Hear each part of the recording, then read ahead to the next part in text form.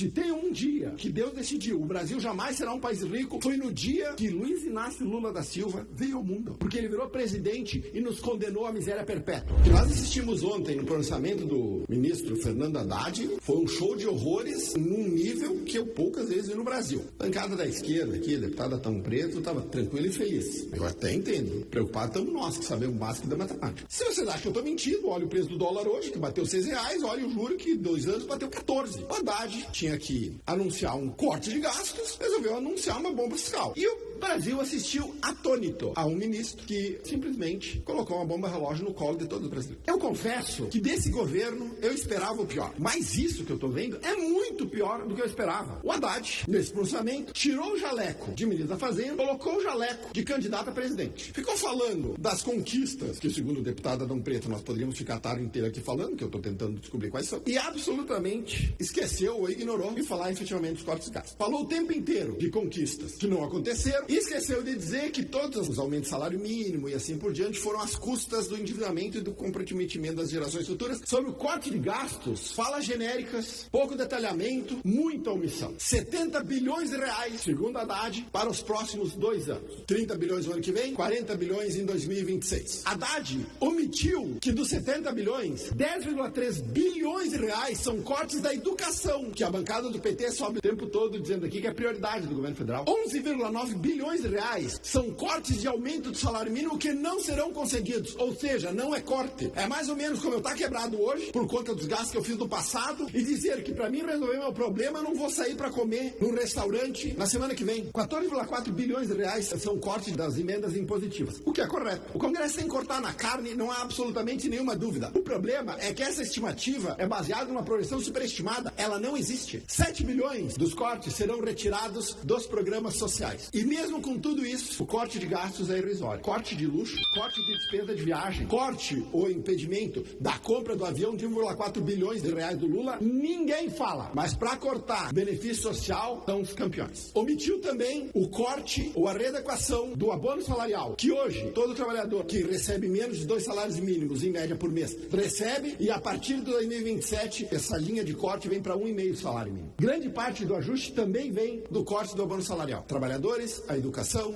e os pobres pagarão a conta dos luxos e do desajuste fiscal desta bancada aqui. Sobre a isenção de quem ganha até 5 salários mínimos. Um desvio e uma omissão. Omissão. O Haddad vai limitar a dedução e imposto de renda dos gastos com educação, saúde, odontologia, fisioterapia. É isso. Grande parte da isenção do imposto de renda para quem ganha acima de 5 mil reais será feita às custas da classe média. De novo, para conseguir colocar uma cortina de fumaça nessa palhaçada, o Haddad anuncia que os famosos super ricos, ou seja, aqueles que ganham acima de 50 mil reais, passarão a pagar uma alíquota mínima de imposto de renda de 10%. 50 mil reais por mês, 600 mil reais por ano ou 100 mil dólares. No Brasil, é super rico. Nos Estados Unidos, um gerente de farmácia ganha 100 mil dólares por ano. Um podólogo ganha 100 mil dólares por ano. Um assistente de equipe médica ganha 100 mil dólares por ano. No Brasil, super ricos. O Haddad não faz a mínima ideia do tamanho da bronca. Ele não sabe quanto vai custar a isenção até 5 mil reais e tampouco não sabe calcular quanto os famosos super ricos vão pagar a tal da isenção de imposto de renda. Uma coisa já todo mundo sabe. Ninguém que conheça matemática básica acredita no rombo fiscal que o Haddad anunciou ontem será coberta pelo pagamento de super ricos. Isso aí é pra ganhar trouxa. Essa fala do Haddad é pra atiçar a militância que não sabe matemática básica. A verdade é que ontem o Brasil se aproximou um pouquinho mais do precipício, um pouquinho mais perto de nós chegarmos a um ponto sem volta na curva de endividamento público. E a deputada Luciana Genro, tão logo eu saí daqui, disse que a minha fala é típica de quem protege os ricos. A política econômica deles produz miséria e pobreza em escala industrial. O meu sonho é de que a classe média tenha o padrão de vida dos super ricos hoje. De que um podólogo ou uma podóloga ganhe 600 mil reais por ano. Mas com essa política econômica aqui, a pobreza brasileira, ela é inevitável. E esse é o maior problema do Brasil. A América Latina tem 30 países. 15 deles são mais ricos que o Brasil. Tem um padrão de vida melhor. O mundo tem 188 países. 85